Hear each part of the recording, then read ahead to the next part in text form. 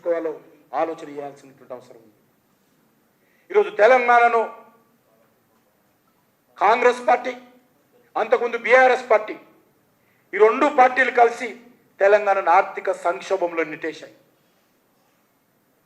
ఈ రెండు ప్రభుత్వాలు కూడా ఈరోజు 10 లక్షల కోట్ల రూపాయలు తెలంగాణ అప్పున్నది. ఒక్క సింగరేణికే మనం చేస్తాను 42,000 కోట్ల రూపాయలు సింగరేణికి తెలంగాణ ప్రభుత్వం సింగరేణికి ఇవ్వాలి. 42,000 కోట్ల రూపాయలు. ఈ రకంగా కేంద్ర ప్రభుత్వంలో ఉన్నటువంటి పవర్ ఫైనాన్స్ కార్పొరేషన్ కావచ్చు, రూరల్ ఎలక్ట్రికల్ కార్పొరేషన్ కావచ్చు, లేకపోతే తెలంగాణకు సంబంధించిన రాష్ట్రం నుంచి అనేకమైనటువంటి బ్యాంకులు కావచ్చు, సుమారు 10 లక్షల కోట్ల రూపాయలు అప్పున్నారు. బీఆర్ఎస్ పార్టీ అప్పు చేస్తే నేనేం తక్కువ తినేనని చెప్పి ఈరోజు కాంగ్రెస్ పార్టీ కూడా అప్పు చేస్తూ ఉంది. అందుకే ఈరోజు తెలంగాణ రాష్ట్రాన్ని, తెలంగాణ ప్రజలను 10 లక్షల కోట్లలో నెట్టివేయడం జరిగింది. అప్పుల ఊపిలోకి తెలంగాణ రాష్ట్రాన్ని నెట్టివేయడం జరిగింది. కనుచూపు మేరలో తెలంగాణ ముందుకెళ్లే పరిస్థితి లేదు. కనుచూపు మేరలో తెలంగాణకు మంచి భవిష్యత్తు లేదు. వీళ్ళు మాట్లాడుతున్నంత మాత్రాన మాటలు కోటలు దాడుతున్నాయి తప్ప అది రేవంత్ రెడ్డి గారి, అంతకుముందు కేసీఆర్ గారు. తెలంగాణ రాష్ట్రానికి భవిష్యత్తు లేదు. ఈ తెలంగాణ రాష్ట్రంలో భవిష్యత్తు రావాలంటే తెలంగాణలో డబుల్ ఇంజన్ సర్కారు తప్ప మరో ప్రత్యామ్నాయమైన విషయాన్ని మనం చెప్పాల్సిన అవసరం. గుండె మీద చేయి వేసుకొని ధైర్యంగా వెళ్ళాలి. ఈ రాష్ట్రాన్ని రక్షించేటువంటి, ఈ రాష్ట్రాన్ని అన్ని రకాల ముందుకెళ్లేటువంటి సత్తా, నాయకత్వము నరేంద్ర మోడీ గారికి మాత్రమే ఉంది తప్ప ఈ కాంగ్రెస్ పార్టీయో, ఈ బీఆర్ఎస్ పార్టీ లేదనే విషయాన్ని మనం తేయాలి. అవినీతికి అంతు లేకుండా పోయింది. ఎవరికి దోచింది వాళ్ళు దోచుకుంటున్నారు. తెలంగాణ రాష్ట్రం చాలా బాధ అనిపిస్తుంది. ఎందుకోసం ఇన్ని పోరాటాలు చేసి సుమారు 1200 నుంచి 1500 మంది తెలంగాణ బిడ్డలు ఆత్మ బంధనం నుంచి తెలంగాణ తెస్తే కేసీఆర్ కుటుంబం దోచుకోవడానిక, కాంగ్రెస్ పార్టీ నాయకులు దోచుకోవడానిక, వాళ్ళ త్యాగాలనే విషయం ఈరోజు గ్రామీణ ప్రాంతాల్లో మన ప్రజలు చెప్పాల్సినటువంటి అవసరం. బీఆర్ఎస్ పార్టీ ఒక ఆర్గనైజ్డ్ వేలో అవినీతి కేంద్రీకృతంగా ఉండేది. అవినీతి, కరప్షన్, సెంట్రలైజ్డ్ కరప్షన్ ఉండేది. కానీ కాంగ్రెస్ పార్టీ దాన్ని డీసెంట్రలైజ్ చేసి అధికార కేంద్రీకృతంగా అవినీతి కేంద్రీకృతం అయితే కాంగ్రెస్ పార్టీ హయాంలో అవినీతి వికేంద్రీకృతమైంది. బీఆర్ఎస్ హయాంలో కేంద్రీకృతంగా ఉండేది. ఆ రోజు ఒకటే సెంటర్ ఉండేది. ఈరోజు ఎవరికి దుకాణం వాళ్ళది. దోచినట్టు దోచుకోవడమే, దొరికింది దోచినట్టు దోచుకోవడం ఈరోజు కాంగ్రెస్ పార్టీ హయాంలో. అంతేకాదు ఈరోజు ఈ 1.5 సంవత్సరంలో మరి ఏ రకంగా మరి ఈ రాష్ట్రాన్ని అధోగతి పాల్చేసిందో కాంగ్రెస్ పార్టీ స్పష్టంగా ప్రజలకు చెప్పాల్సిన అవసరం ఉంది. అందుకే కాంగ్రెస్ పార్టీ ఆ రోజు ధనాన్ని దోచుకొని కొన్ని రాష్ట్రాల్లో కేసీఆర్ ప్రత్యేక విమానాలలో పోయి ఆ రాష్ట్రాల్లో ఎన్నికలు జరిగితే డబ్బులు ఇచ్చేవాడు. ఆయన కూడా ప్రధానమంత్రి కావాలని కలలు కనిపెట్టేవాడు కేసీఆర్. ఈరోజు కాంగ్రెస్ పార్టీ హయాంలో కూడా కాంగ్రెస్ పార్టీకి కావాల్సినటువంటి జాతీయ స్థాయిలో అన్ని రకాల ఎలక్షన్స్కు ఎక్కడి నుంచి డబ్బంటే ఈరోజు తెలంగాణ రాష్ట్రం నుంచి కాంగ్రెస్ పార్టీకి డబ్బు వెళ్ళాలి. దీనికోసమే 1200 నుంచి 1500 మంది తెలంగాణ బిడ్డలు ఆత్మ బలిదానం చేసుకొని మార్పు పేరుతో బీఆర్ఎస్ పార్టీని ఓడించి ఈరోజు కాంగ్రెస్ పార్టీ అధికారంలోకి వస్తే తెలంగాణ డబ్బంతా దేశమంతా పంపిణీ చేయడం కోసమా, దోపిడీ చేయడం కోసమా? ఈరోజు ఏ ఇండస్ట్రియలిస్ట్ అడిగినా, ఏ రియల్ ఎస్టేట్ వ్యాపారస్తుని అడిగినా, ఏ బిల్డర్ని అడిగినా, ఏ కాంట్రాక్టర్ని అడిగినా ఈరోజు కమిషన్లు, వాటాలు తప్ప ఏమీ లేదు. మన ప్రధానమంత్రి గారు చెప్పారు RRR ట్యాక్స్. ఈ రాష్ట్రంలో మరి ఏ రకంగా దోపిడీ చేస్తా ఉన్నారో మనం చూస్తా ఉన్నాం.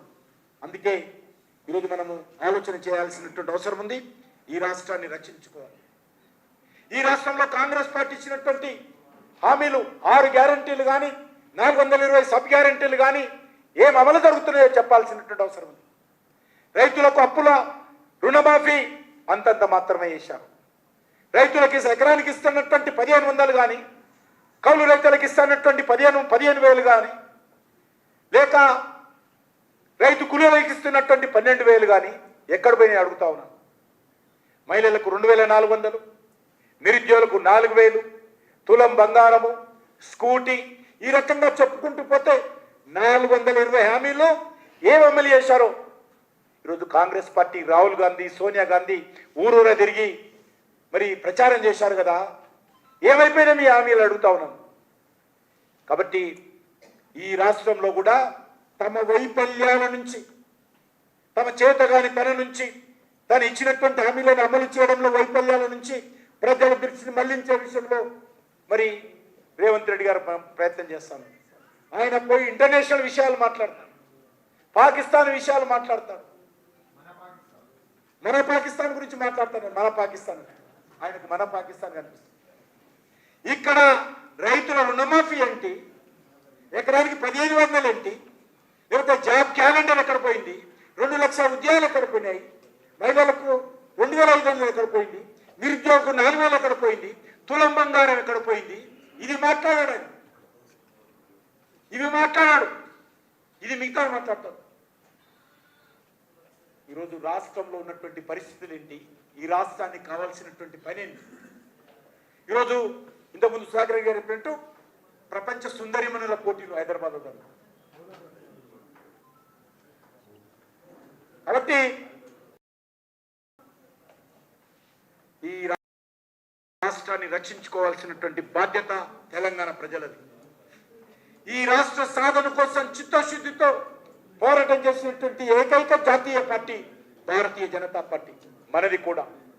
కాబట్టి ఈరోజు కాంగ్రెస్ పార్టీ కానీ, బీఆర్ఎస్ పార్టీ కానీ తెలంగాణ సాధనలో ఏ రకంగా మరి అనేక రకాలుగా వ్యవహరించారో మనం చూసాం. ఇదే బీఆర్ఎస్ పార్టీ అధికారం ఉన్నప్పుడు తెలంగాణ వ్యతిరేకించినటువంటి మజ్లిస్ పార్టీని భుజాన వేసుకొని ఊరేగిన విషయాన్ని మనం చేస్తా ఉన్నాం.